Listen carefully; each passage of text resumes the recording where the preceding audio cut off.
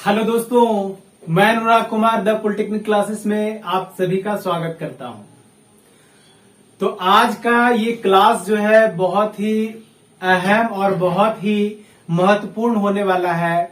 ये जो स्टूडेंट अभी सेकेंड सेमेस्टर में है उन लोगों के लिए अभी ज्यादा महत्वपूर्ण ये क्लास है। क्यों? क्योंकि बहुत सारे स्टूडेंट जो भी सेकेंड सेमेस्टर में बहुत सारे वीडियो को भी देखे हैं और बहुत सारे क्लास को भी ज्वाइन कर चुके हैं। तो वहां जो सिलेबस बताया जाता है बिल्कुल ये सिलेबस हट करके बताया जाएगा, एक नए अंदाज में बताया जाएगा। मैथमेटिक्स जो आपका मैथमेटिक्स 1 है, आपको पता होगा कि ये ग्रुप ए को भी पढ़ना और ग्रुप बी को भी पढ़ना है। अभी जो है ग्रुप बी वाले इसको पढ़ेंगे क्योंकि एसबीटी के अकॉर्डिंग अभी यही दिया गया उनको। तो सबसे पहले बात हम ये करना चाहेंगे कि मैथमेटिक्स इंजीनियरिंग साइंस में क्यों पढ़े, इसका रोल क्या है। समझ में आ रही बात? क्योंकि कोई भी काम हम करते हैं तो उसके पीछे का रीजन क्यों करें ये जरूर फाइंड करते हैं। तो क्या हम इसमें फाइंड नहीं करेंगे? आप लोग तो यही करते आए हो। आप लोग किए क्या हो, आए पढ़ लिए, एग्जाम दे लिए, चले गए और मालूम ही नहीं चला कि इस सेक्शन का क्या मतलब था। हम पढ़ के तो निकल गए। यही वजह है कि कोई भी टॉपिक को पढ़ने के बाद उसमें इंटरेस्ट नहीं पैदा हो पाता है। पैदा कब होता है इंटरेस्ट? क्वेश्चन बना लिए जी, क्वेश्चन बन गया, क्वेश्चन बनने के बाद छोड़ दिए उसको, चलिए कहानी खत्म। नहीं, अगर ये हम बात को समझ लिए बारीकी से तो उसका जगह जगह पे जहां यूज एक्चुअल करना चाहिए, जिस तरह से करना चाहिए, आप बिल्कुल कर सकते हो। लेकिन अगर आप उसका एक्चुअल मीनिंग नहीं समझे तो नहीं हो पाएगा। जैसे कि अब मैथमेटिक्स 1 में हम सिलेबस पे बढ़ रहे हैं और सिलेबस में हमारा कितना दिया है, तो यही हमारा 3 दिया है इसमें मैथमेटिक्स 1 में। और मैथमेटिक्स 2 भी है आपका, जो कि मैथमेटिक्स 2 आप लोग पढ़ करके आए हो ग्रुप बी वाले, लेकिन ग्रुप ए वाले अभी वो पढ़ेंगे। तो सबसे पहली बात, जो लोग इस चैनल पे नए हैं, चैनल को सब्सक्राइब कीजिए और उसमें बेल आइकन होगा उसको प्रेस कीजिएगा ताकि जो भी आपका अपडेट हो वो पल पल की अपडेट आपको मिलते रहे। जब भी कोई सेकेंड सेमेस्टर का या फिर अदर आपका इंफॉर्मेशन से रिलेटेड वीडियो हो तो आप हमसे जुड़े रहें और आपके पास पल पल की अपडेट आप तक पहुंचती रहेगी। तो सबसे पहले ये रिक्वेस्ट करूंगा आप सभी से, जो न्यू है वो सब्सक्राइब चैनल को जरूर करें। तो चलिए अब सिलेबस की ओर हम लोग बढ़ते हैं। सिलेबस में पहला बनाया है ट्रिगोनोमेट्री। क्या बनाया है? ट्रिगोनोमेट्री। ये होता क्या है सर? ट्रिगोनोमेट्री होता क्या है? ये देखिए 3 वर्ड से मिलके बना है, एक छोटा छोटा वर्ड। क्या बना है? ट्राइगोनिया। ट्राइगोनिया प्लस मेट्री। क्या बना है? ट्राइगोनिया प्लस मेट्री। ट्राई का मतलब क्या होता है जी? 3।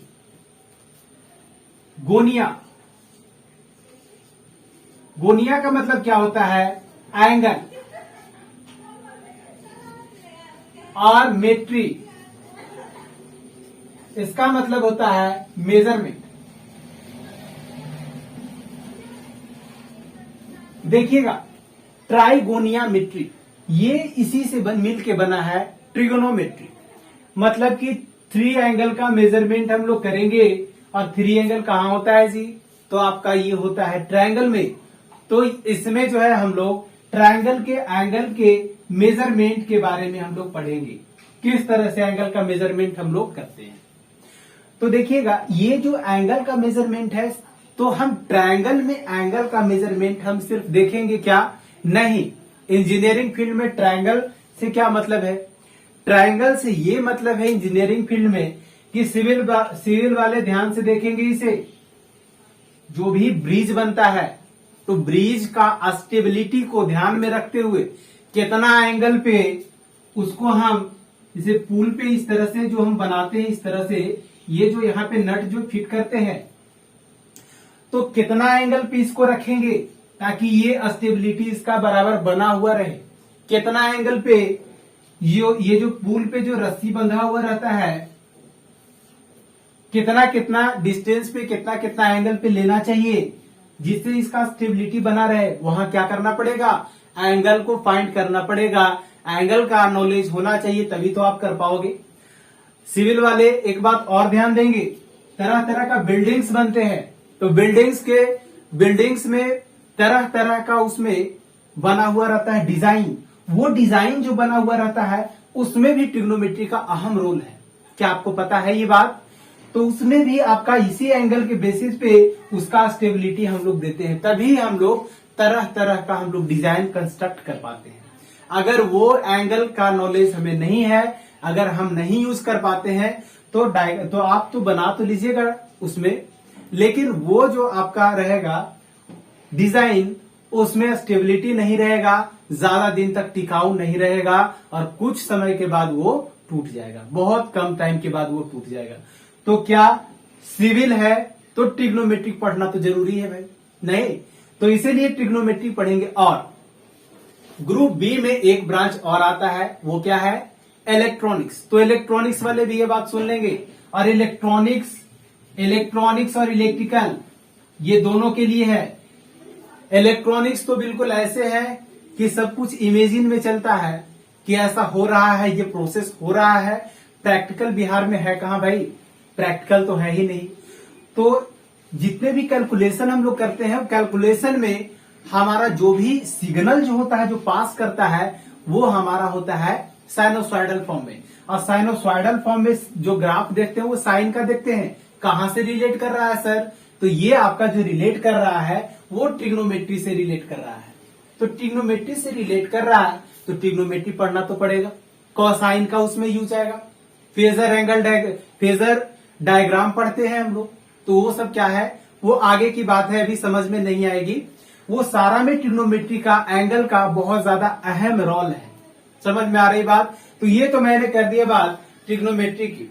वैसे ही सारी जगह पे मैकेनिकल वाले भी ध्यान से सुने, आप लोग के लिए भी ट्रिग्नोमेट्री का उतना ही अहम रोल है। ठीक है, दूसरी पहलू पे मैं बात करता हूं, कोऑर्डिनेट ज्योमेट्री। देखिए, कोऑर्डिनेट ज्योमेट्री में हम लोग क्या करते हैं, दो तरह का हम लोग सिस्टम पढ़ते हैं। एक होता है सिस्टम मेरा कार्टेशियन कोऑर्डिनेट सिस्टम, जिसमें एक्स एक्सिस और वाई एक्सिस के मदद से किसी भी पॉइंट का लोकेशन हम लोग बताते हैं। अगर यही कोऑर्डिनेट सिस्टम को हम लोग किसी भी शत्रु का, किसी भी एनिमी का हम लोग लोकेशन फाइंड करना हो, और मेरा कुछ इस तरह से हमारा बना हो और उसमें लोकेशन फाइंड करना हो, अगर वहां पे कार्टेशियन कोऑर्डिनेट सिस्टम अगर अप्लाई होता है तो क्या वहां पर हम इसका लोकेशन इस तरह से नहीं बता सकते?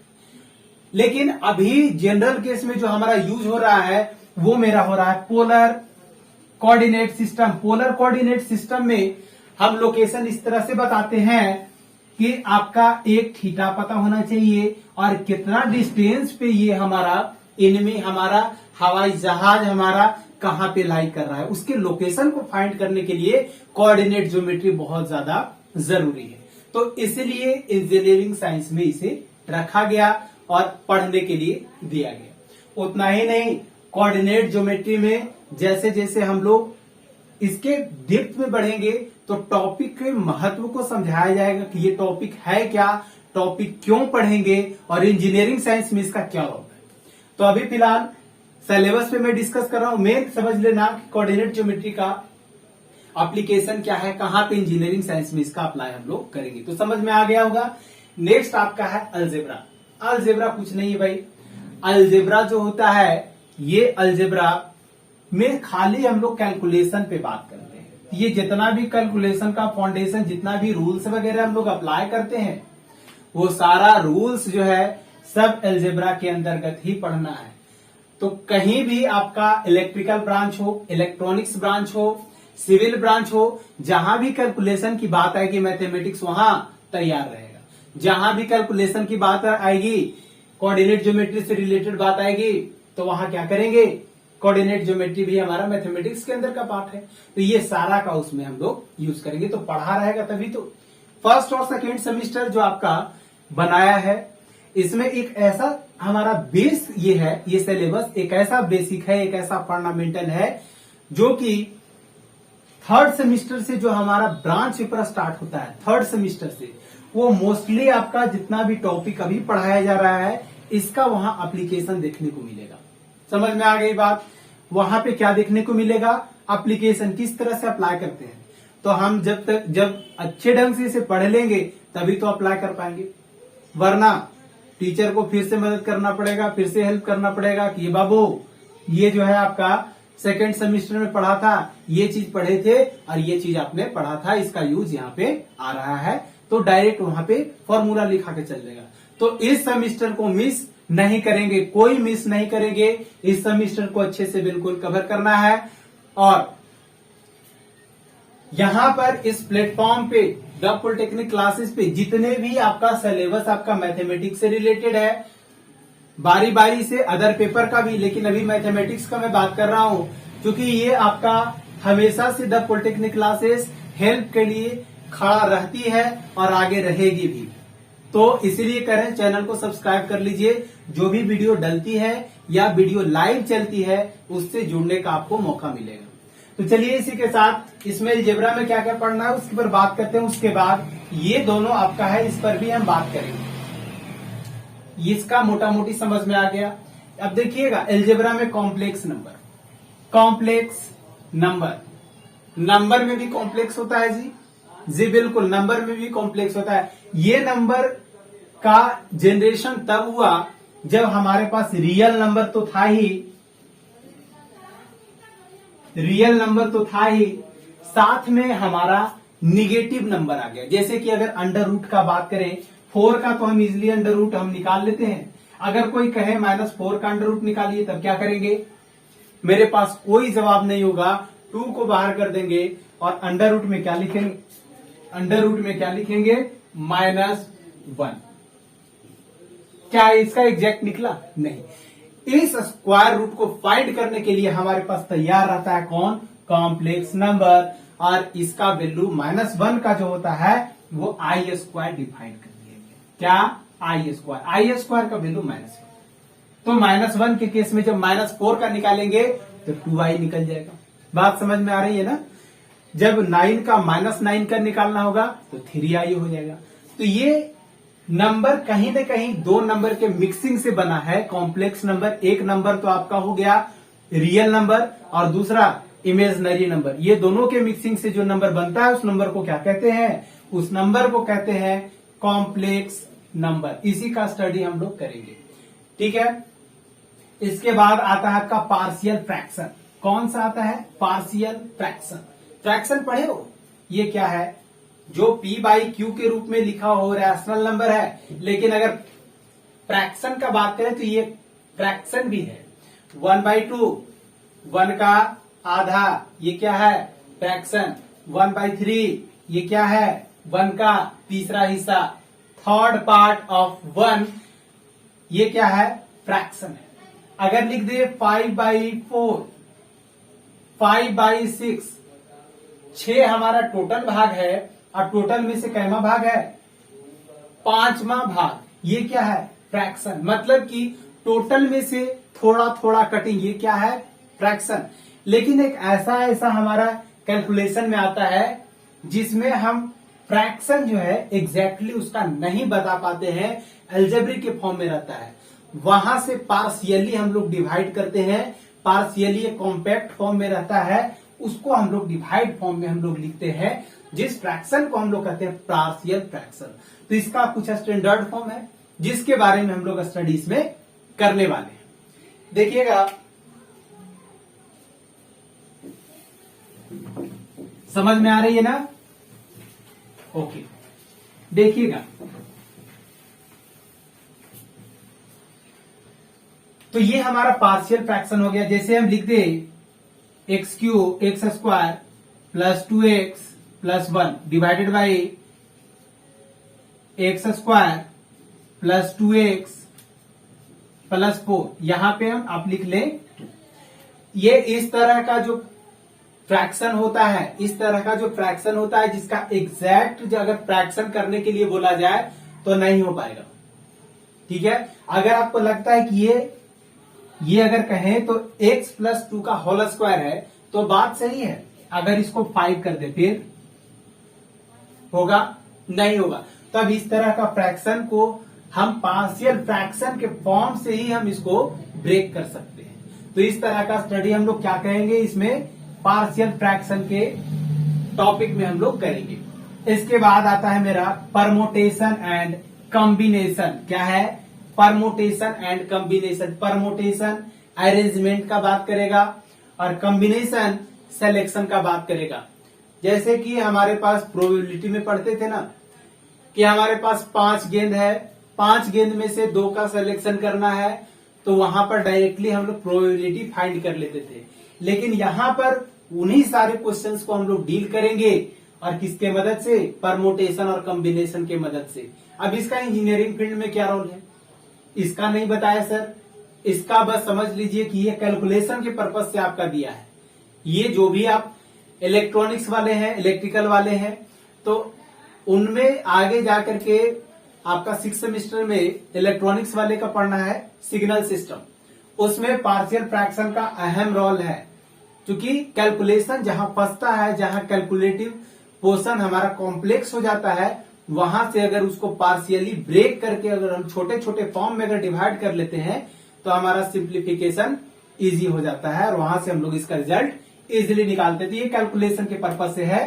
लेकिन ये जो है परमोटेशन कॉम्बिनेशन, जहां भी आप कंपनी में चले जाए, आप मैनेजमेंट का बात करें, तो कितना स्पेस में कौन कौन सी मशीन हम रख सकते हैं, कितना स्क्वायर फीट का मशीन है और टोटल कितना हमारा स्क्वायर फीट का एरिया है, कौन कौन सा मशीन रख सकते हैं। तो ये सबका जो भी रहता है तो वो आइडिया कहां से लगा सकते हैं, तो आपका इस टॉपिक से परमोटेशन कॉम्बिनेशन के टॉपिक से ही हम आइडिया लगा सकते हैं। ये जानेंगे तभी आप कुछ कर पाइएगा, अदरवाइज नहीं हो पाएगा। इसके बाद हम लोग बढ़ते हैं बायनोमियल थ्योरम में। ये भी आपका कैलकुलेशन के पर्पज से ही बनाया गया बायनोमियल थ्योरम। ठीक है, टॉपिक में आएंगे तो बताएंगे।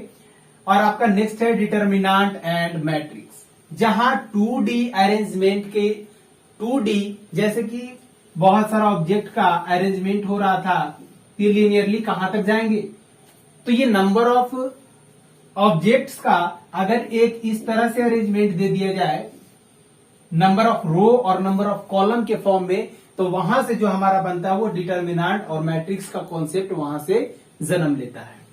तो उस टॉपिक में हम लोग डिटर्मिनेंट के बारे में बिल्कुल डेप्थ में पढ़ेंगे। और इसके मदद से खास बात यह भी है कि साइमल्टेनियस इक्वेशन, मतलब मोर देन 3 इक्वेशन दिया रहे, जैसे 1-2 इक्वेशन दिया रहे तब तो आप सोल्व करके निकाल लीजिएगा। 3 दिया रहे, बहुत हद तक प्रयास करोगे, बनेगा भी और निकाल भी लोगे। लेकिन जैसे ही ये इक्वेशन आपका 5, 6, 7, 8 ये इस तरह से अगर दिया रहे, उसका सोल्व कैसे करेंगे, तो उसका सोल्व हम लोग करेंगे डिटर्मिनेंट के मदद से। समझ में आ गई बात? तो ये हमारा हो गया डिटर्मिनेंट और मैट्रिक्स। ये इतना सेक्शन हमारा अलजेब्रा में पढ़ना था। अब कोऑर्डिनेट सिस्टम में हम इतना ही इसमें पढ़ेंगे, क्या 2D भी पढ़ेंगे और 2D ही मोस्टली पढ़ना है। कोऑर्डिनेट जहां दे दिया जाए 2D ज्योमेट्री समझ लेंगे, कोऑर्डिनेट ज्योमेट्री जहां दे देगा 3D ज्योमेट्री, वहां समझेंगे कि वहां 3 डायमेंशनल ज्योमेट्री है। 2D का मतलब 2 डायमेंशनल ज्योमेट्री। और अभी हम बताया क्या, कोऑर्डिनेट, कोऑर्डिनेट, को मतलब कॉमन, ऑर्डिनेट जिसमें कॉमन हमारा दोनों के मदद से जो हम फाइंड करते हैं, दोनों के हेल्प से जो हम एनालिसिस करते हैं, वो उस तरह का ज्योमेट्री जो होता है उसको हम क्या कहते हैं, कोऑर्डिनेट ज्योमेट्री। बात समझ में आ गई? तो ये हमारा इस तरह से कोऑर्डिनेट ज्योमेट्री है। और इसमें हम लोग स्ट्रेट लाइन का इक्वेशन, तरह तरह का स्टैंडर्ड फॉर्म होता है, उसके बारे में हम लोग स्टडी करेंगे। जैसे कि एक सिंपल सा आपको हम बता देते हैं, इस तरह का आप लोग पढ़े होंगे y = mx + c। ये क्या है, स्ट्रेट लाइन का इक्वेशन है। आगे जाके स्लोप फॉर्म में भी y1 y2 के x1 x2 के फॉर्म में भी इसका ब्रेक करता है, तो वो एक अलग स्टैंडर्ड फॉर्म है। और इसी तरह से 3-4 इसका स्टैंडर्ड फॉर्म होता है। तो बिल्कुल मजेदार है और बहुत अच्छे ढंग से इसको हम लोग कवर करेंगे। इसके बाद आपका स्ट्रेट लाइन के साथ साथ आपका सर्कल पढ़ना है, कोनिक सेक्शन पढ़ना है, पैराबोला, हाइपरबोला, सर्कल, ये सारा का इक्वेशन। फिर उसके बाद आपका एक स्ट्रेट लाइन को अगर 2 टुकड़ों में अगर बांट दिया जाए, एक ऐसा पॉइंट निकाले जो उस लाइन को दो इक्वल पार्ट्स में डिवाइड करता है, वहां से हमारा जनरेट होता है सेक्शन फॉर्मूला। तो वो सारे बातों को हम डिस्कस करेंगे। हालांकि आप लोग 10th में भी पढ़ चुके हैं, उसमें कोई दो राय नहीं है, लेकिन वहां सिलेबस हिंदी में था और यहाँ इंग्लिश में दिया है, तो हम है ना हिंदी में उसको कन्वर्ट करके पढ़ाएंगे। हिंदी और इंग्लिश का हाइब्रिड फॉर्म यहाँ मिलेगा, जहां से आप लोग को इसमें समझने में कोई दिक्कत नहीं होने वाली। तो ये हमारा कोऑर्डिनेट सेक्शन था। इसके बाद हमारा आता है ट्रिग्नोमेट्री। इसमें हम लोग पढ़ेंगे ट्रिग्नोमेट्रिक रेशियो, एंगल के बारे में पढ़ेंगे, एंगल के मेजरमेंट के बारे में पढ़ेंगे कि कितना हमारा सिस्टम है जिसमें हम लोग एंगल का मेजरमेंट हम लोग करते हैं, ठीक है। और इसमें हम लोग ग्रेड सिस्टम पढ़ेंगे, हमारा grade system, degree system, radian system, एक दूसरे से हम बीच में कन्वर्जन पढ़ेंगे, किस तरह से हम उसको उसके बीच में कन्वर्जन करते हैं।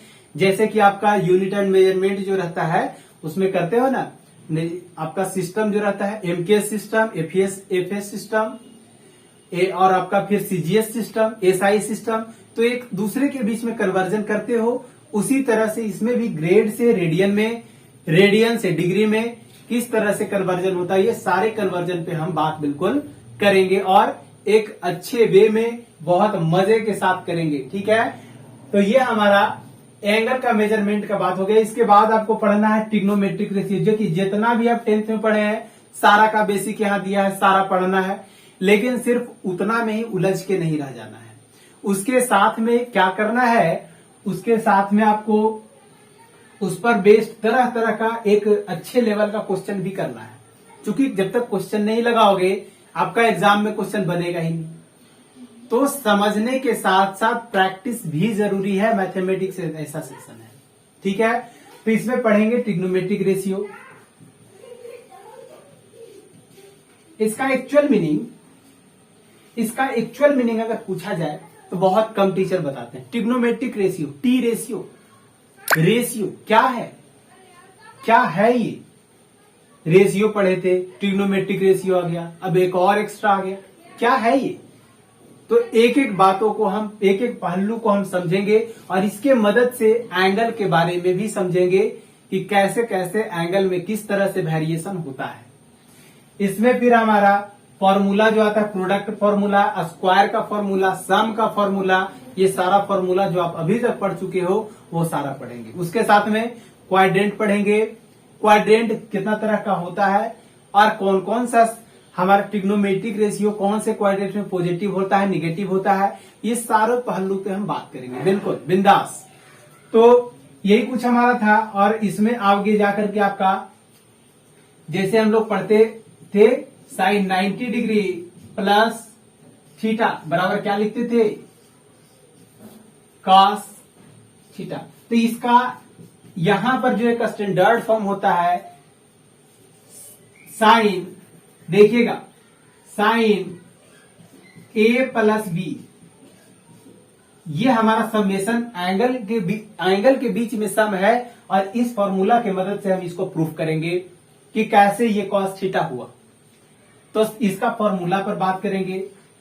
इसके फॉर्मूला में आगे जाकर के बन जाएगा साइन 2a, मतलब ए और बी दोनों इक्वल है, साइन 2a।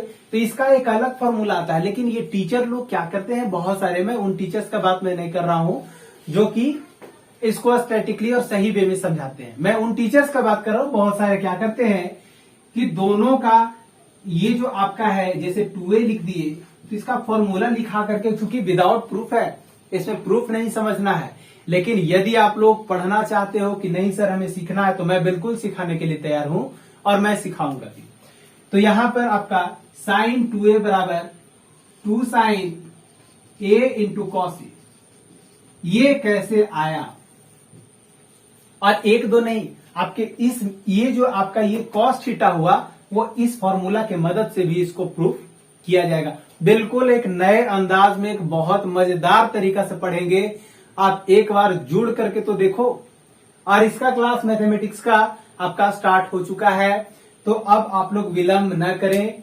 और यदि हमसे पढ़ना चाहते हैं तो द पॉलिटेक्निक क्लासेस आप जरूर ज्वाइन करें। आकर के वहां क्लास चल रही है, आप वहां आकर के क्लास कर सकते हो।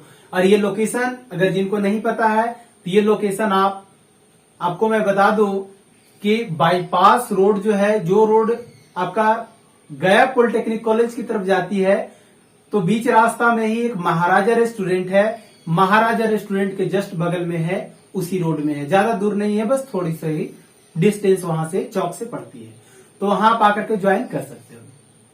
जहां लक्ष्य शिक्षण संस्थान भी चल रही है, तो वहां पर भी आपको बैनर कहीं दिखाई देता है, तो वहां आप आकर के कांटेक्ट कर सकते हो। और भी अच्छे अच्छे फैकल्टी हैं, तो वहां आकर के आप कंसल्ट करें। और यही हमारा कुछ सिलेबस था मैथमेटिक्स 1 का, जो हम इसमें डिस्कस किए। आई थिंक आप लोग को समझ में आ गया होगा कि मैथमेटिक्स क्या पढ़ना है और कैसे पढ़ना है। समझ में आ गई बात? तो इसी के साथ मैं ज्यादा टाइम नहीं लूंगा, तो इस सेक्शन में इतना ही रखते हुए नेक्स्ट सेक्शन में मिलते हैं, नेक्स्ट लेक्चर में मिलते हैं। तो इस सेक्शन में इतना ही। Thank you so much.